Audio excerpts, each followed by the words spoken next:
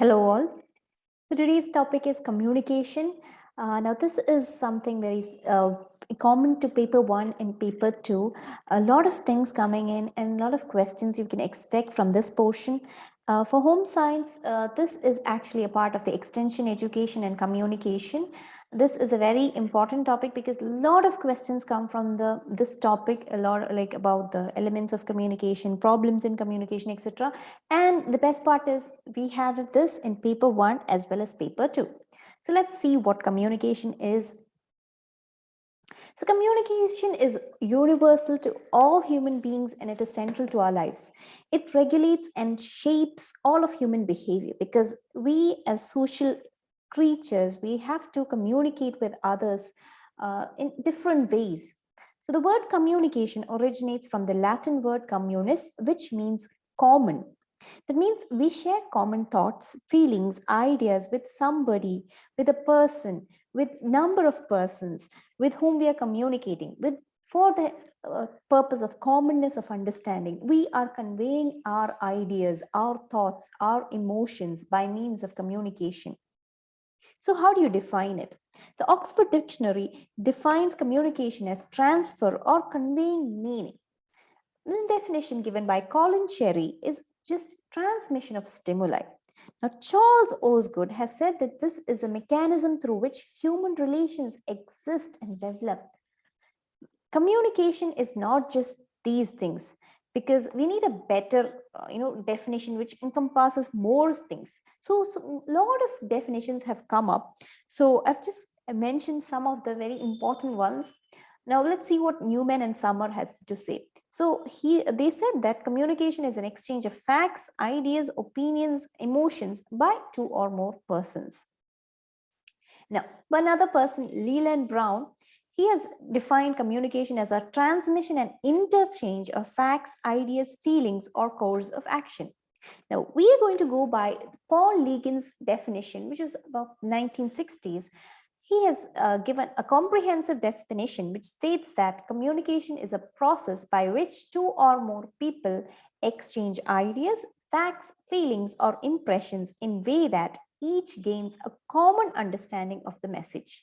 So this actually encompasses the essence of communication because here all the things are there, ideas, facts, feelings, impression. So there's a very important part is about common understanding. So the sender and the receiver should perceive the message in the same manner. There should be a common understanding, then only communication is effective.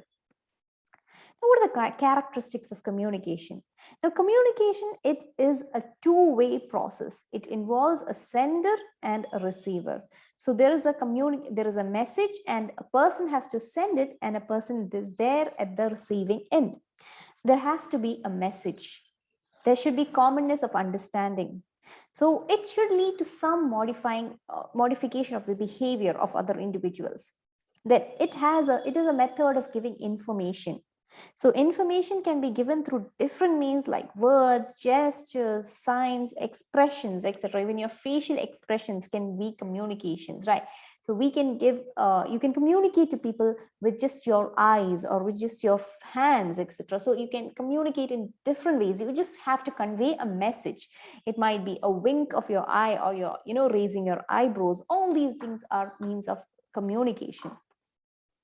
Now, how is communication important in extension education? Now, extension education means you're extending your knowledge or whatever knowledge is there in the scientific community to the common people. Now, of course, this communication is extension is all about communication because it is a basic, right, for transfer of new information and ideas that have been developed by the scientists to the common man. Of course, communication is the key. So communication has therefore attained great importance in community development and extension programs.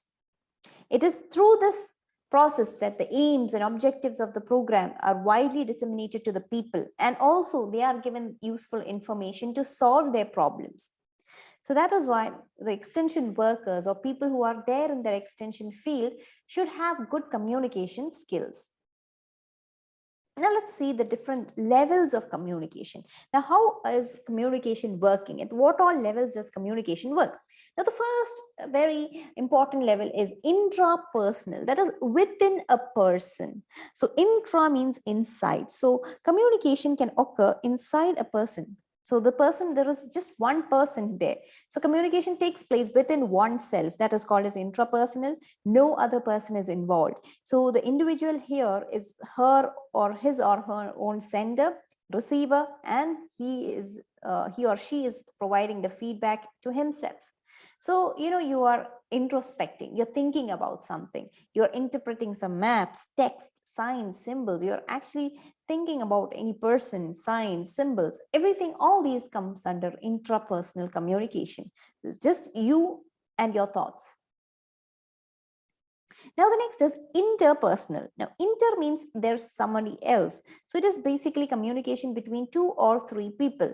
It can be very formal, such as when you talk to your friend, or it can be it can be very informal, or it can be very formal, like when you discuss with your teacher or your principal or your your boss or your co-worker. So it might be in different levels, like formal communication, informal communication, discussions, meetings, all these comes under interpersonal communication. And it is almost all the time it involves face-to-face communication. But nowadays we have our mobile phones, internet, etc. So sometimes you don't need to actually see the person. Now the next level is group communication. Now group communication occurs when there are more than 3 members in a group. So you're communicating to more than 3, that is a group communication. So the best example is our, we have our WhatsApp groups, Telegram, of course, and of course when you have meetings, conferences, so committees are there. So this group communication can also be can be classified as small group communication and large group communication. Now small group means it's a small group, that is within a group that consists of 3 members, and at the maximum it's just 15 members. So 3 to 15, you can say it is a small group.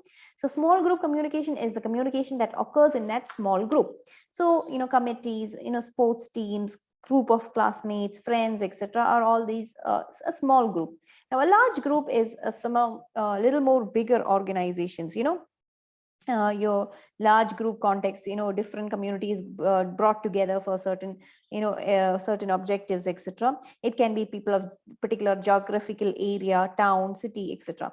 So they can be in hundreds or thousands. They must have gathered together for some convention, seminar, conferences, etc. So that is a large group. Now the next level is mass communication. Now mass communication is all about a huge segment of the population is covered. For example, you have your newspapers and TV. They actually go to the masses. The social media, Facebook, all these things are going to a huge number of people. It's not just about thousands, or it's about billions. You can reach a lot of people with the help of mass media. It's not just about physical presence. We have virtual presence also. So mass media is about the information is being passed to the huge segment of a population at the same time. Magazine publishing, radio, television, film are all types of mass media. Now let's see the types of communication based on style. So there can be 2 broad categories, which is formal and informal. We had discussed earlier what is formal. So formal is something that is through the formal channels of the organization structure. So something which is very, something like your office communications, some reports, government reports, procedure, rules, etc. Official meetings, reports, all these come under formal communication. Now, the importance or the merits of formal communication are, formal communication, mostly you'll give the correct information. For example, you have an instruction manual for your TV or your washing machine. Now that is a formal communication. So it gives you the correct information. How do you use the washing machine? So the chances of incorrect information is very few. And then there is an existence of there are officially recognized people. There is existence of authority. For example, if you have a report, if there is a government report, you're getting it on the in the internet, and you'll be informed as to who has written the report and who is the who's the person who's responsible for this report, and who are who are involved in making the report. So there is some existence of authority. Now, message handling is handling of all categories of messages within a short time and with clear understanding occurs. The absence of leaders, informal communication, there is no place, or like there is not much of a communication, like the person, usually there is no such person as a leader as such who is involved in all these formal communications. There is the mostly the person does not have much of a value. It is more of a position that has a value. For example, the general manager, the head of the department, so that the names of these people don't matter. The personal their personal lives don't matter. It's the position that matters. Like principal of this college, when you're writing a letter to the editor of the newspaper, you don't know the name of the editor, you just write it to the editor. Similarly, if you're writing a request to your principal, you're going to write the principal, not the name of the principal. So there is the personal information is not of a concern. Now, uniformity in transmission. So, informal communication, each position transmits the message to another. For example, if there is a communication, if the boss is, if there's a company and the boss is ordered for a meeting at 2 o'clock the next day. So he informs his secretary, and his secretary will inform the board of directors, and then it goes down to the last employee, or it comes in the hierarchical manner. Now, organizational efficiency is a must to accomplish the goal. So formal communication is inbuilt and planned in a, it is a part of the organizational process. So there will be a lot of, formal meetings, formal procedures, formal communications will be held as a part of the organizational efficiency. But there are certain demerits also of formal communication. So there are sometimes, when you're going to actually meet a person and say it in the if when you are giving a letter, mostly formal communication is by means of a letter. So you are writing a request letter to your principal for, you want some certificate or something like that. There might be a lot of delays. That is a problem. Now, there's a problem, like if there is any official confirmation that needs, or some government order is needed, there is a lot of delay when you want to get some information. If it is from a higher official, if it is a formal information, there might be delays. Then internal means only, that is informal communication, the mostly only the members of the organization interact and communicate with each other. So there are outside people don't have much say in the formal communication. Now, information overloaded. So sometimes there are like a lot of, in a very busy complex business organization, there will be a lot of messages, official information, etc. So there leads to a lot of workload. So we have seen this files in your government offices which are piled up, right? Because a lot of in things are coming up, a lot of programs are coming up, then issues are coming, so it comes as a very huge burden. Now, absence of outside interface. The people in the organization interact with their own group. They do not interact with any outsiders, to which there is a slow transmission of communication. So it is hard, like if there is a government policy, so it doesn't reach the public very fast. So because there is a absence of outside interface. Now, the next is the informal. So informal is usually built around social relationships. It's among your friends, your family. There are no rules and regulations, no rules as to how it should be done, or there is no particular means by which you have a particular method. It's just informal. You can do it anyways, like by text, by oral, by even a smile, or even your silence can be a communication. So there are a lot of merits and demerits of communication of informal type. The main merits are, of course, it saves a lot of time and speed, as we have discussed earlier. The demerits of formal communication, the first one was delay, right?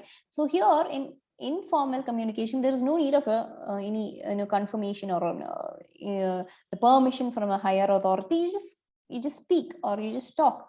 So that's a very good thing. Then saves time, and it is speedy. There is immediate response, of course. You can get the response. So like if you are going to meet the principal in person, there is no need of written permission, or order, any order. You don't need to wait for anything like that. Then good public relationships can be maintained because it is informal, right? Any person who is a leader can go and talk to the public can talk to the public directly. Then feedback is also possible. You're talking to the people, they will give your response in first hand itself.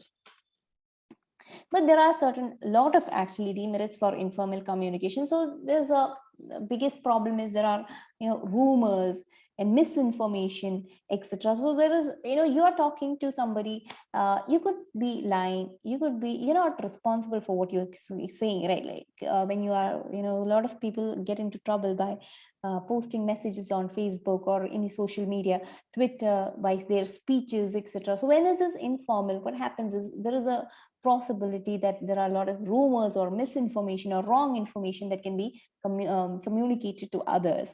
Then there is no authority, there is no control over the information or to whom the information is given. There is a chances that there is improper communication. You can shout at somebody, nobody is going to regulate you, you're going to use bad language. All those things can happen in case of informal communication. Then there is no overload of work or anything, because all communication should be done in your own pace. Then there is no means of overlooking the superiors. Sometimes what happens is certain informal communication needs to be monitored, because that can be lead to a lot of problems, like any religious riots or any tension situations, etc. So such things need to be overlooked.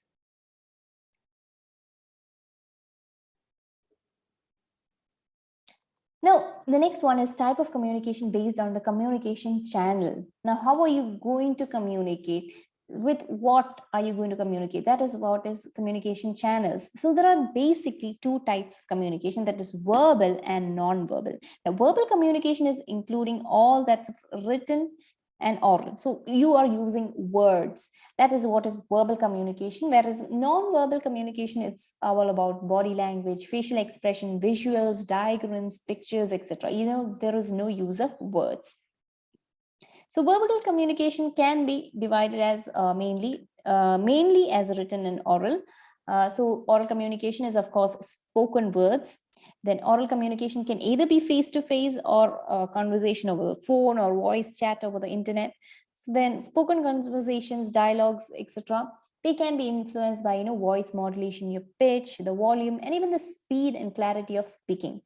Now, written communication is in the text form, like letters, reports, text messages, etc. So there is two types of communication based on the channel. That is verbal and non-verbal. So verbal is again further subdivided as written, oral.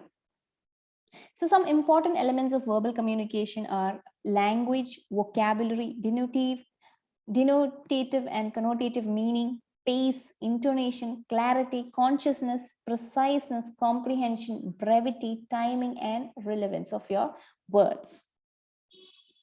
Now, there are subtypes of verbal communication, that is spoken, written, and of course, the two other ones are telecommunication and electronic communication. So telecommunication is all about telephonic conversations, and electronic is all about your internet and all other means of communication. Now, let's see the process of communication. Now, communication is a dynamic, interactive process. It consists of 5 steps. Okay, listen carefully. Now, 5 steps are there. First one is ideation, encoding, transmission, decoding, and response. So let's discuss each of them. So this is the communication process. So first one is ideation. Now, the process of communication begins with ideations, which refers to formation of any idea or selection of a message to be communicated. So for example, you're going to tell your friend that you are going for a party. So that is an ideation. It consists of what is to be communicated and is concerned with the content of the message to be presented. So messages are generally of two kinds. It can be logical or it can be emotional. Now, logical is something that is factual information. So you're going to tell your friend that, so and so such things happened over here. That is, there occurred an accident. and these many people were injured. So that is a factual information. And another is emotional message. So emotional messages, you can convey that, oh my God, I was very shocked by this accident that happened. So you are not conveying your the information, rather you're communicating your emotion there. So it can be both logical or emotional. Now, encoding is you are going to actually treat the message. How are you going to convey the message? Are you going to write it? Are you going to send a text message? Are you going to speak it out? Are you going to tell them in person? Are you going to go to their house and tell it in person? Or are you going to write a message? Are you going to call them over the phone, etc.? So how are you going to treat the message? So the wording of the message may be different for different methods of communication to be used. Now, when if you are a journalist and you are reporting the accident, you're going to use a completely different method compared to a person who is a eyewitness or somebody who's so each of this person might have different ways of communicating the message, which might be the same depending on their situation. Now, the next one is transmission, or how you're going to flow the message over the chosen channel. So you have decided that you're going to call your friend and tell them. So you're going to select the transmission is through the telephone. So the medium selected is you're going to talk. You're not going to write a text message. You're going to actually say it. And you have chosen the transmission channel as the telephone. So this is where, there might be a lot of interferences or noise. So let's discuss about noise, etc. We'll be detailing it about in later slides. So transmission is the message is passing or it is going to the other person. Now the next person is the decoding. Decoding is at the receiver's end. So you have an idea, you have encoded it, you have transmitted it. Now the receiver is taking the message, he or she is decoding it. Now that is converting a message into thoughts by translating the received message into an interpreted meaning. So this happens in a very split second, right? You're hearing the news from the person over the phone, you're hearing it, you have a mental picture of it, you are forming your own response to whatever you have heard. So here it is the message that is transferred. Okay, and then for example, if you're reading a text message, okay, the text message might be that that you're not going to there might be some I'm not coming to your, for example, you have sent your friend a message, a very vague message that your friend had actually invited you for her birthday party, and you're telling via text message that you're not coming over. Now when your friend sees the message, there might be there might be different ways in which the person perceives this message. So the decoding may be she might take it in a very bad sense, from oh my God, why have she not she has turned down my invitation, she's mad at me. So there may be a lot of mental connections that might be done by the receiver's ends, depending on what type of message you have sent and how she or he feels. So effective decoding is very important for effective communication, because the person, the sender and the receiver should have the same meaning. So the sender might have felt that, she might be sick or she might have an emergency. That is why she's not being, going for the party. But the receiver might not have the whole picture, and she might feel that, okay, she's not, she hates me, that is why she's not coming, or she might completely take it in a very wrong sense. So their decoding is very important for effective communication. Now the next one is response. Now this is the last stage of communication process, where the action or reaction of the receiver. So the person, how the receiver reacts to the message is the response. So it helps the sender to know that the message was received and understood. So the receiver, whoever is getting the message, can say that, okay, this is okay, I have heard this, okay, this is my response to it. So response is thus key to communication. As effective communication depends on how congruent the receiver's response is with the meaning intended by the sender. So congruency is very important. Congruency means the similarity or the same. It should be the same. That is how the sender has sent the message. It should be interpreted as such by the receiver, in the same manner, in the same tone, in the same response. So let's see, these are the 5 processes. First is ideation, that is the sender has an idea. Sender, in the encoding session, sender converts the idea into words or gestures or however he wants to communicate the message. And then in the transmission stage, the message is traveling over a channel. And then in the decoding section, the receivers, which happens in the receivers end, the receiver will decode the message and then he or she will give the feedback. So these are the processes happening in communication. So from this, we know that there are different elements of communication. So there are 5 elements which are there in communication. So communication now cannot take place without these elements. The first one is the sender, the person who sends the message, also known as source. Now the next one is the receiver, the person who receives the message. And of course, the next element is the message itself, the subject matter of communication. What do you want to communicate? And feedback is how the receiver responds or replies to the message. And the next is the channel, is how is it being communicated? Is it through words? Is it through the telephone? Are you going to write a letter, etc.? So see, the first most important person in the element, or the most important element, is the sender, who is the person who encodes and sends the message to the expected receiver through an appropriate channel. So sender is the source of the message that is generated to be delivered to the receiver after an appropriate stimulus from the referent. Now, who is a referent? Now, there might be a lot of things, like a referent is a person or something that actually prompts the sender to send a message, or somebody who is giving the initial idea. For example, referent can be like somebody who says that, what this happened to this celebrity, and then this sender things about it, generates an idea and thinks about communicating that to his friend. So that is something. So appropriate stimulus from the referent means something that makes a person want to communicate. That is a stimulus.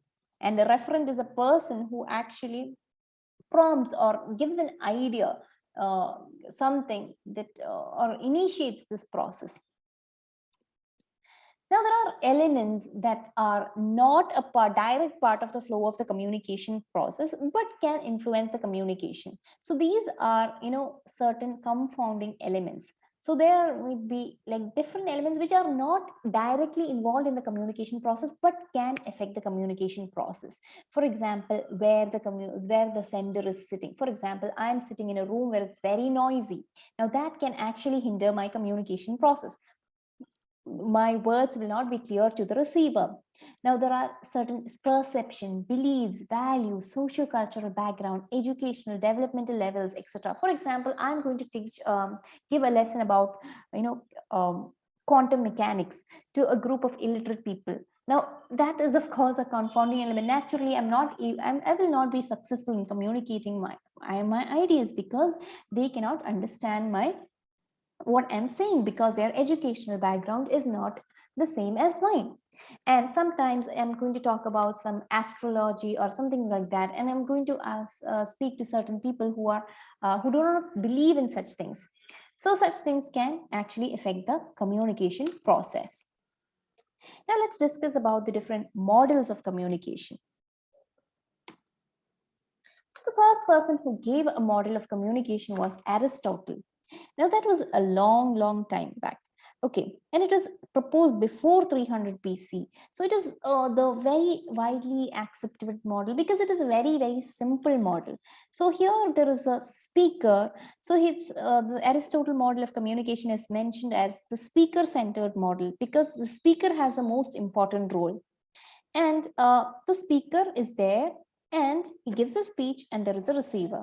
So see, it's a very simple model, speaker, speech, audience. So this was the first model of communication, which is very old. Now, the next is the Shannon-Weaver's model. Now, this was in the 1940s. So Shannon and Weaver developed an information theory concerned with the accurate communication of information. he recognized three levels of problems in communication of information. That is, there are barriers of communication. There is some technical, semantic, and influential barriers. So the Shannon-Weaver model actually took into consideration certain barriers of communication as well. Now we'll be discussing about barriers in detail later. What are the other components or the elements or the ingredients of communication according to Shannon and Weaver?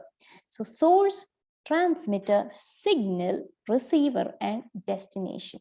Now signal here is something that is there.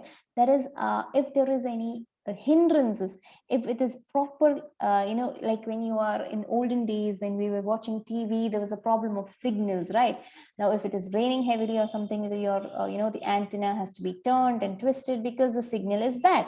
Even now, your network connection can hinder if it is raining heavily or something. There is a problem with your network, right?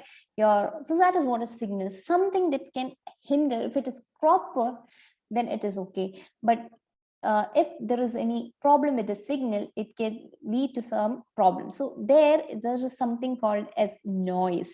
The process of transmitting signals, some unwanted disturbances can take place. So that is termed as noise. So Shannon-Weaver model took into consideration a problem called as noise.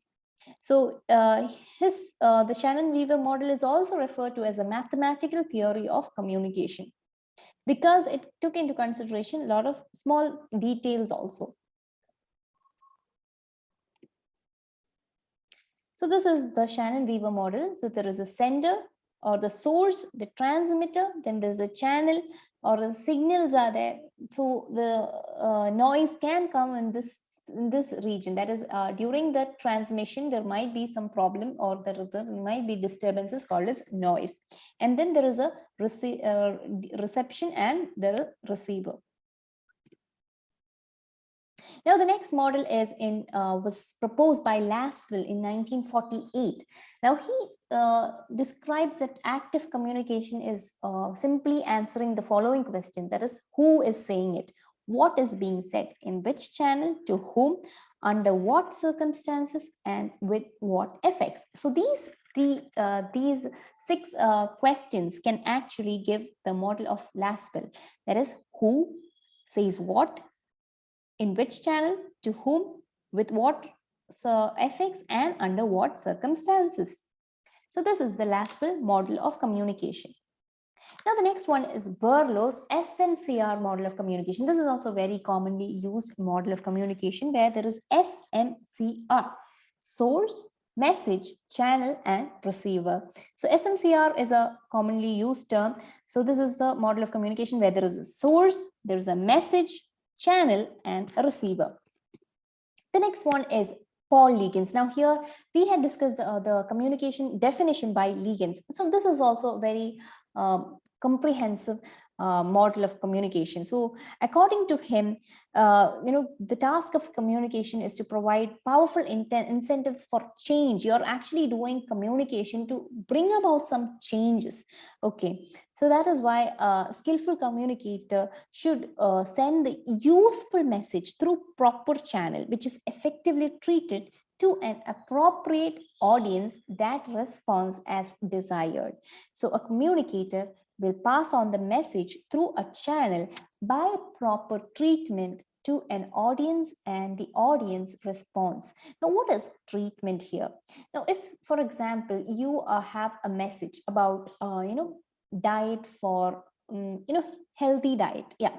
So this is, you have some information, like, what is the proper diet that should be followed, about calories, about carbohydrates, proteins, etc. Now you're going to give this message to a group of doctors. Now you will be you'll be treating the message differently from when you are going to give the same message to some preschoolers or high school students. Now the treatment should be made according to the audience. Now for preschool students, you're not going to give big terms or anything. You're going to use pictures and small models, make it as interesting as possible. But when you're giving the same message to another group of people, maybe college students, it might be a totally different model or a totally different treatment. Now, the next one is the Rogers and Shoemaker model. This is in 1971, which is the SMCRE model. Now, another E is added here, source, message, channel, receiver, and there is an effect. That is, the feedback is also taken into consideration in this. So when you think about feedback, some effects or whatever, there is a change in the behavior pattern of the receiver. So that is also taken into consideration in the SMCRE model.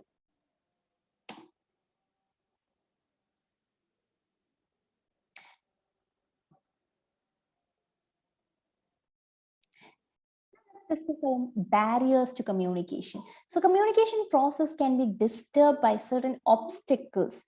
So those obstacles to communication are termed as barriers. Now, in other words, barriers are anything that tries to be a hindrance in the communication process between the sender and the receiver. So there are different types of barrier. It could be physiological barriers. So physiological barriers means there is a person's, when the receiver has, poor retention due to any memory problem, or sender, or it could be it could be in the sender or the receiver side. There is, for example, you're taking class for some students, and a student is not getting the student is not being able to receive the message. Now, it could be because of poor retention due to memory problem. It could be lack of attention. It could be because he has some discomfort due to illness, or even poor sensory perception. That is, he's not able to see the board, or he's not able to hear the thing. Hearing problems, listening, poor listening skills, information overload. If you're going to talk about a lot of things at the same time, and naturally it is very hard to perceive. Then gender physiological differences. Naturally, there's a difference between men and women. Now, the next type of barrier could be environmental barriers. Now, sometimes you're going to give a class, or you're going to give some information to a group of people, and there is a huge loud background noise. A lot of, loudspeakers are playing heavy or very loud music in the background. So naturally, it's hard to hear it. Then poor lighting. If you're going to give a presentation on some things and there is hardly any lighting, there is also a problem. That is also an environmental barrier. Or there is an uncomfortable setting. You're going to make them stand the whole time. They're of course going to be very difficult. Then unhygienic surrounding, bad odor, some bad smell, very hot or cold room. If you're staying at a distance from your people, you're going to stay very far away, and there is no mic or speaker. So that is also an environmental barrier. Now, there are certain psychological barriers. Now, there is a problem like misunderstanding, misperception. You're going to say something and the receiver is going to understand a totally different thing. They're not going to listen, or they're going to take it in the right sense. You say that, right? Then distress and distrust. If you don't trust the person who's going to say this, you think that, oh, he's lying. He's not a trustworthy person. I don't believe him. Or unhappy emotions. You're very sad and frustrated, and you're hearing something. You're going to when you're sitting in your class and you're very frustrated or unhappy, you're not going to listen to it.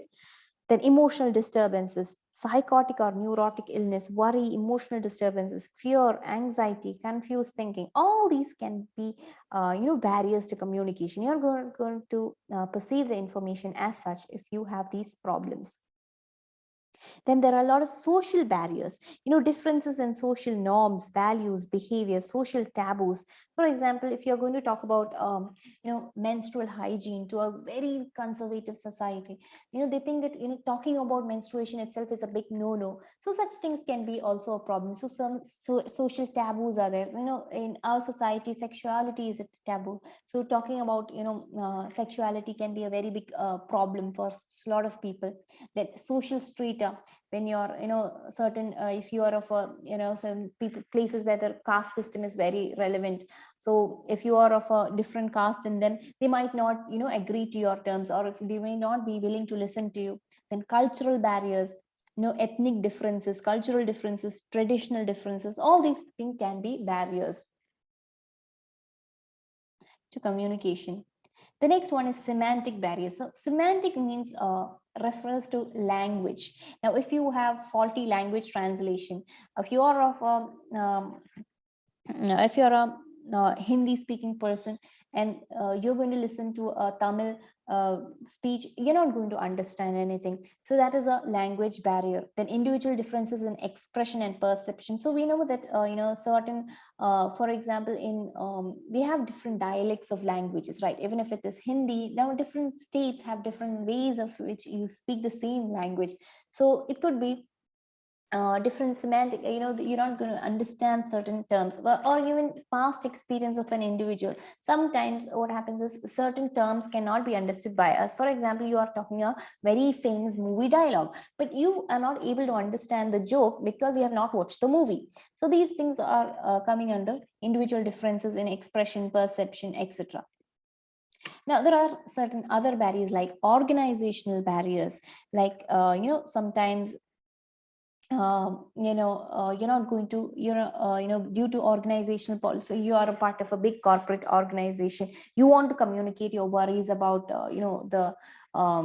the problems you face in the company, but because of your because of the organizational policies, rules, regulations, you're not able to communicate it. Then there are some problems as technical failure can be there.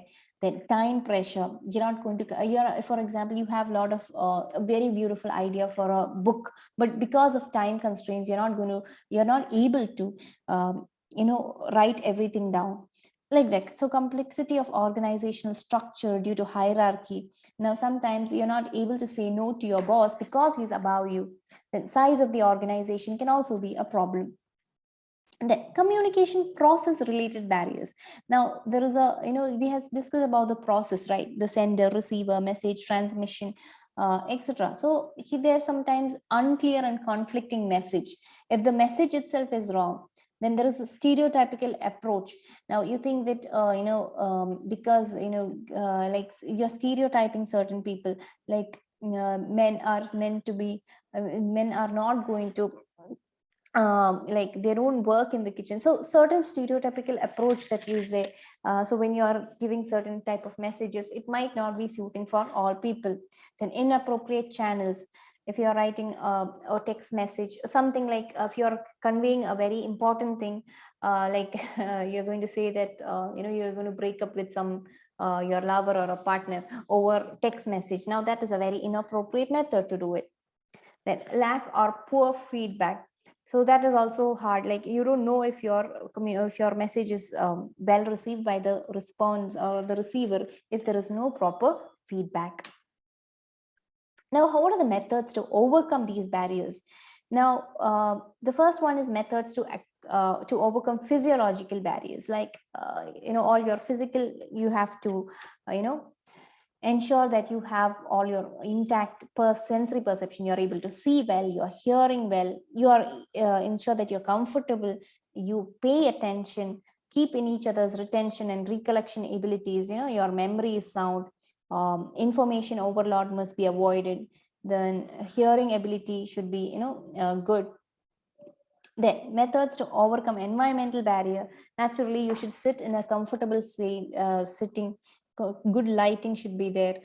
Seating arrangement should be followed. It should be hygienic. It should be order free. No loud sounds, etc. Then, to overcome psychological barriers, you need to have to put trust in the receiver. That is, you should be happy, should not harbor any negative emotions. There should not be any resentment, antagonism. Then of course the receiver should also be free from any fear, anxiety, confusion, etc. Then, to overcome social barriers, the difference in social norms, values, behavior must be given consideration. So you should make your message in such a way that it is appealing to all the people in the society. Then social beliefs must be kept in mind. You should not go and tell something that, whatever you're believing is rubbish, or you are being stupid to a great mass of people who actually believe in it. So such things should be kept in mind. Then cultural differences should also be considered, like traditions, values, behavior. Then methods to overcome semantic barrier is using the same language and the same kind of expression so that the message can be perceived well. Then organizational barriers can be overcome by considering the organizational policies, the rules, regulations, etc. And the organization structure should also not be very complex. And the large organization can be divided into smaller subset. Like for example, if it is very hard to communicate to your chairman on your own, you can just communicate to your, the boss above you, your supervisor or somebody like that, and then they will be going into the above people in the orderly manner. Now, in the case of communication process related barriers, also, you can use the appropriate channel. Stereotypical approaches can be avoided, and you should use a message that is very clear and non-conflicting, and also should ensure that there is a proper feedback is given.